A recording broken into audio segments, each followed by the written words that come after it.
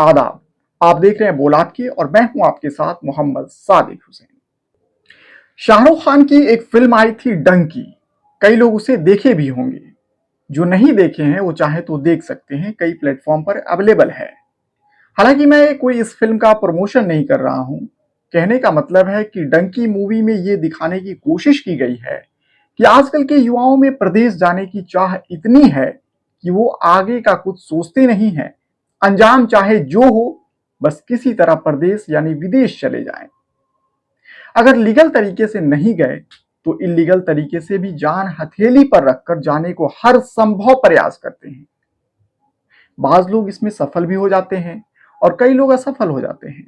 कितने तो घुसपैठ के चक्कर में अपनी जान तक गंवा देते हैं। क्या आपने कभी सोचा है कि ऐसा आखिर क्यों हो रहा है? क्यों हिंदुस्तान का कोई युवा दूसरे मुल्कों में इस तरह से जाने को आतुर है? लीगल तरीके से अगर कोई जाना चाहता है तो उसके लिए कोई बात नहीं है।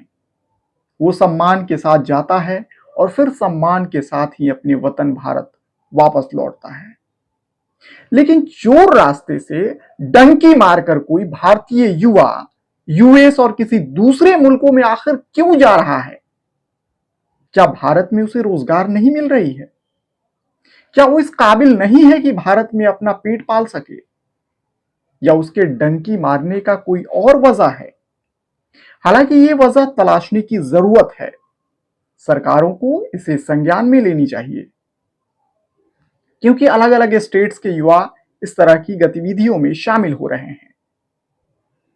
दिन बुधवार, तारीख 5 फरवरी, समय दोपहर करीब 1 बजे, जब अमेरिकी एयरफोर्स का एक विशेष विमान C-17 ग्लोबमास्टर 104 भारतीयों को अमृतसर के गुरु रविदास इंटरनेशनल एयरपोर्ट पर डिपोर्ट कर वापस लौटा तो अपने पीछे कई सवाल छोड़ गया। इनमें कई सवालों का हमने शुरुआत में भी जिक्र किया है डंकी मूवी के हवाले से। आंखों में हजारों सपने लेकर अमेरिका गए इन युवाओं ने कभी सोचा नहीं होगा कि वे हथकड़ियों और बेड़ियों में जकड़कर अपने देश भारत लौटेंगे। ये बहुत शर्मनाक है। दरअसल अमेरिका अपने यहां अवैध रूप से रह रहे लोगों को बाहर का रास्ता दिखाने का अभियान चला रहा है। ट्रंप के सत्ता में आने के बाद ये अभियान और तेज हो गया है। अमर उजाला में पब्लिश एक रिपोर्ट के अनुसार ट्रंप के सत्ता संभालने के बाद 25,000 से ज्यादा अवैध प्रवासियों को हिरासत में लिया था। इमिग्रेशन एंड कस्टम इन्फोर्समेंट ने 12 राज्यों में छापे की कार्रवाई को अंजाम दिया। ज्यादातर छापे की कार्रवाई रिपब्लिकन राज्यों में हुई है। इनमें अवैध रूप से रह रहे 1700 भारतीयों को हिरासत में लिया गया है। इससे पहले 18,000 अवैध प्रवासी भारतीयों को डिपोर्ट किया जाना है। खैर, जिन 104 भारतीय प्रवासियों को अभी अमेरिकी विमान ने जिस हालत में भारत डिपोर्ट किया है वो काफी शर्मनाक है। अब उन्हें पुलिस की सुरक्षा में उनके घर भेज दिया गया है, ऐसा रिपोर्ट है।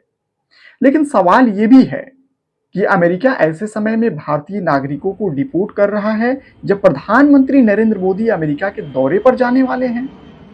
आपको बता दें कि प्रधानमंत्री मोदी 12 फरवरी को अपने 2 दिवसीय अमेरिकी दौरे पर जाने वाले हैं। आगे क्या कुछ होगा ये तो वक्त बताएगा। फिलहाल इस बारे में आप क्या सोचते हैं? कमेंट बॉक्स में अपनी प्रतिक्रिया जरूर दें। अभी के लिए इतना ही। फिर जुड़ेंगे किसी नई अपडेट के साथ।